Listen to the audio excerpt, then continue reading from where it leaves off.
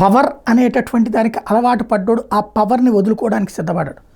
ట్రంప్ని ప్రజలు ఎన్నుకున్నారు, ఘన విజయం ఇచ్చారు, బైడెన్ని పక్కన పెట్టారు, దారుణ పరాజయం పాలయ్యింది కమలా హ్యారిస్.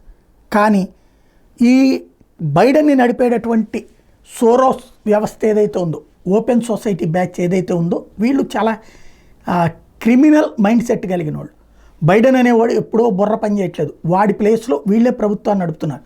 ఆ బైడెన్ చుట్టూ ఉన్నటువంటి టీం వాళ్ళే బైడెన్లు అయిపోయారు. మిగతా ప్రపంచానికి అదేం కనబడదు, కానీ అసలు నడిపిస్తున్నటువంటిది వీళ్ళే అనమాట. వాళ్ళు ఇప్పుడు కొత్త ఎత్తు ప్రారంభించారు. ఇప్పుడు తాజాగా క్యాష్ పటేల్ని FBI డైరెక్టర్గా ట్రంప్ నియమించాడు. అతని చెల్లుబాటు కాదని వీళ్ళు కోర్టు ద్వారా తీర్పులు ఇప్పిస్తారు. కోర్టు ద్వారా ఎట్లా తీర్పులు ఇప్పిస్తారు? మన దేశంలో ఇప్పుడు కొలీజియం సిస్టమ్ ఉంది, అమెరికాలో అట్లా ఉండదు.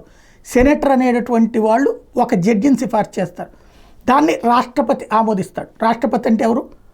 బైడెన్ ఆమోదిస్తాడు. అంటే సెనేటర్ అంటే ఎవరు? MP అంటే వాళ్ళ పార్టీ వాడు. వాళ్ళ పార్టీ వాడు ఎవరు సూచిస్తే వాళ్ళకే పైనుంచి జడ్జి వచ్చేసారు. ఇక ఆ జడ్జీలు ఎవరికి అనుకూలంగా తీర్పులు ఇస్తారు? అట్లాగా గతంలో బైడెన్ పెట్టినటువంటి జడ్జీలే ట్రంప్ని ఇదివరకు అరెస్ట్ చేసే ప్రయత్నం చేసింది. ట్రంప్ అధ్యక్షుడు అయితే విశేష అధికారాలు వస్తాయి, అప్పుడు FBI డైరెక్టర్ని తొలగించవచ్చు.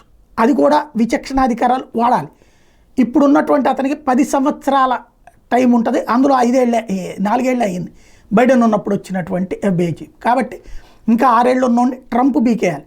అయితే కోర్టులో దాన్ని అడ్డుకుంటామని చెప్పేసి ఓ పక్కన బైడెన్ వర్గం ప్రకటిస్తుంది, రెండో పక్కన కావాలని చెప్పి పెద్ద ఎత్తున వివిధ కోర్టులకి జడ్జిలు నియమించి పడేస్తున్నాడు. ఇంకా 2 ఏళ్ల టైం ఉంది కదా, ఈలోపు జడ్జిలు నియమించి పడేస్తున్నాడు. తద్వారా ఈ జడ్జీలందరూ కూడా రేపొద్దున ప్రభుత్వాన్ని పని చేయనీయకుండా తమ తీర్పుల ద్వారా అడ్డుకుంటారు. ఇది తాజాగా జరుగుతున్న కుట్ర.